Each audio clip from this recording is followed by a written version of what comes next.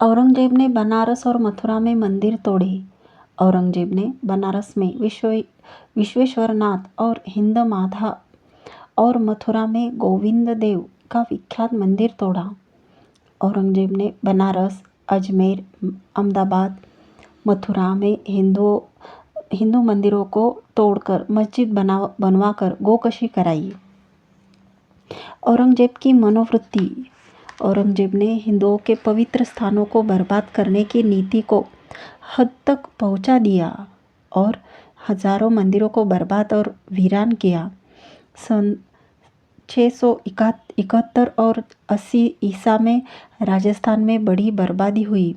उदयपुर और उसके आसपास में 123, चित्तौड़ में 163, जयपुर में 66 मंदिर गिराए गए। अर्थात इन दो प्रदेशों में एक वर्ष के अंदर 252 मंदिर गिराए गए।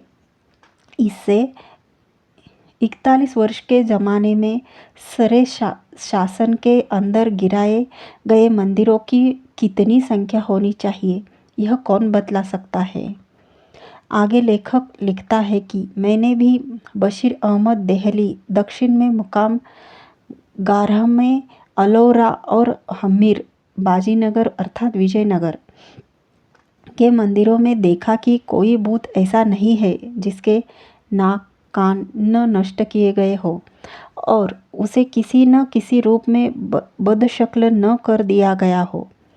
औरंगजेब ने खान जहां को राजस्थान लूटने और मंदिरों को तोड़ने के लिए भेजा। 3 मुस्लिम सेनाएं राजस्थान में लूटमार करती हुई उज्जैन तक पहुंच गई,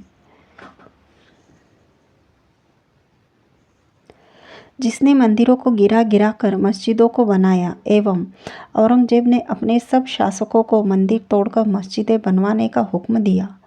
इस आदेश के अनुसार बनारस का विश्वनाथ वाला मंदिर विनष्ट कर दिया और कृष्ण जी के जन्मस्थान को भूसात कर दिया गया। भारत में मुस्लिम सुल्तान पृष्ठ 180 तथा 183 सैयद सुलेमान नदवी एक मंदिर का हाल लिखते हैं। इस तहरीर में पहले गुजरात के वल्लभ राय के शासन महानगर के बूत खाने का हाल लिखा है कि उसमें सोने, चांदी, पीतल, हाथी दांत और हर किस्म के बेशकीमती पत्थरों और जवाहरात के 20,000 बूत थे और उसमें सोने का बूत 12 गज ऊंचा है और वह सोने के तख्त पर बैठा है और यह तख्त एक गुंबदनुमा कमरे में है। यह कमरा सफ़ेद मोतियों और सुर्ख सब्ज, जर्द और आसमानी रंग के जवाहरात से मुरस्सा जड़ित है। साल में एक बार इसका मेला होता है। राजा स्वयं इसमें जाता आता है। इस मंदिर के तोड़ने का हाल पहले लिख चुके हैं। हुमायूं और शेर शाह ने बनारस में मंदिरों को मस्जिदों का रूप दिया। इस विषय में श्री P.N. ओक साहब लिखते हैं कि बनारस जैसे पवित्र हिंदू तीर्थ पर हुमायूं और शेर शाह के गुंडों ने 2 बात रौंद डाला। तथाकथित अनेक मस्जिदें इन दोनों द्वारा परिवर्तित की हुई मंदिरों से है। शेरशाह द्वारा मंदिरों को मस्जिदों में बदलना। हिंदू लूट के कार्य प्रतिदिन तथा प्रतिक्षण आरंभ हो गए। शेरशाह के गुंडे इतस्तत घूमकर उनके घरों को फूंक देते तथा उनके स्त्री तथा बच्चों को पकड़ लेते, मंदिरों को मस्जिदों तथा मकबरों में बदल देते। शेरशाह ने संभल नगर पर अधिकार कर लिया। पश्चात वहाँ के निवासियों को या तो बंदी बना लिया गया या कत्ल कर दिया गया तथा संभल नगर के मंदिरों को मस्जिद का रूप दे दिया गया। लेखक संभल में गया था। एक मस्जिद तो बहुत बड़ी विस्तृत थी। इतना तो लोगों को ने बताया कि यह मंदिर तोड़कर मस्जिद बनाई गई है, मगर जांच करने पर भी पता न लगा कि यह मंदिर किसने तोड़ा था।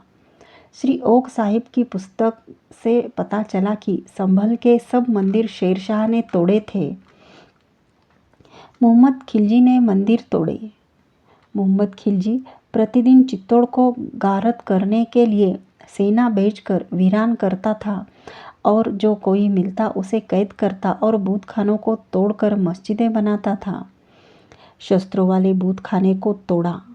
दिया नामक वकील राय ने एक मंदिर में युद्ध का सामान एकत्रित किया तो 1 लाख के लगभग केवल ब्राह्मणों की उसने हत्या की और पुराना पुस्तकालय जला दिया। उसका यह कृत्य मूर्ति पूजा के कारण था। कुतुबुद्दीन ने मूर्ति पूजा का नामो निशान तक बाकी नहीं छोड़ा। शहाबुद्दीन के गुलाम कुतुबुद्दीन ने मेरठ, देहली और कोहल पर अधिकार किया और तमाम मंदिरों की मस्जिद बनवाई और बुत परस्ती का नामो निशान भी न छोड़ा। सन 1197 ईसा में मोहम्मद बख्तियार खिलजी ने केवल 200 सवारों से बेहद अकल का काम किया। बिहार का किला छीन लिया। बुद्ध मत के पूजा स्थान जो चोला वंश के थे उन सबको गिरा दिया। सब पुजारियों को कत्ल करके ऐसा बखेर दिया कि उस प्रदेश में बुद्ध मजहब का बीज तक न छोड़ा। आज भी बिहार में बख्तियारपुर नाम का कस्बा मौजूद है। कुतुबुद्दीन के विषय में ओकजी का कथन। कुतुबुद्दीन ने अपनी तलवार के जोर से मूर्ति पूजकों का कत्लेआम किया और मंदिरों के स्थान पर मस्जिदें और मदरसे बनवाए। मेरठ जीतने के बाद कुतुबुद्दीन देहली की ओर चला। उसने शहर को नष्ट भ्रष्ट कर दिया और समीपवर्ती क्षेत्रों को मूर्तियों और मूर्ति पूजकों से खाली कर दिया। देवस्थानों को जगह मस्जिदों का निर्माण किया। कुतुबुद्दीन ने कालिंजर दुर्ग को धोखे से लिया। दुर्ग लेने के पश्चात वहां के मंदिरों को मस्जिद बनाया और बुतों का नामो निशान तक मिटा दिया। शहाबुद्दीन गौरी के कारनामे। शहाबुद्दीन ने तरामिया जाति में से कुछ को मन से, कुछ को प्रेम से, कुछ को बलात् जबरदस्ती मुसलमान बनाया और 3-4 लाख काफिरों के जनेऊ तोड़कर उनकी गर्दन में तोके ईमान डाला।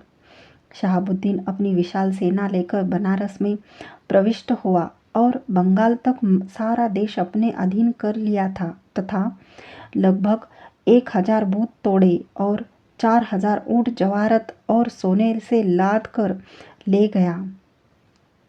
शहाबुद्दीन आप ही पहले व्यक्ति है जिन्होंने हिंदुस्तान में सबसे पहले इस्लाम को खाज बढ़ावा दिया।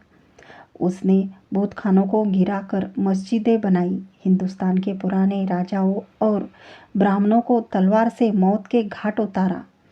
1194 ईसा में शहाबुद्दीन ने जयचंद कन्नौज के राजा को इटावा के पास शिकस्त हार दी और कन्नौज व बनारस पर अधिकार कर लिया। कहते हैं कि शहाबुद्दीन ने बनारस में कम से कम 1000 मंदिर गिराए। 1195 ईसा में फिर शहाबुद्दीन ने कन्नौज को विजय किया। कन्नौज में सब मंदिरों की मस्जिदें बनवा दी और 50,000 व्यक्ति कैद किए। जयचंद के मारे जाने के पीछे गौरी का अधिकार कन्नौज और बनारस पर हो गया। गौरी ने 1000 से अधिक मंदिर गिराए और अकेले बनारस में ही 1000 भूत तोड़े और लूट के माल सोने चांदी के सामान से 4000 ऊंट लाद कर अफगानिस्तान को ले गया। इल्तुतमिश द्वारा मंदिरों का संहार।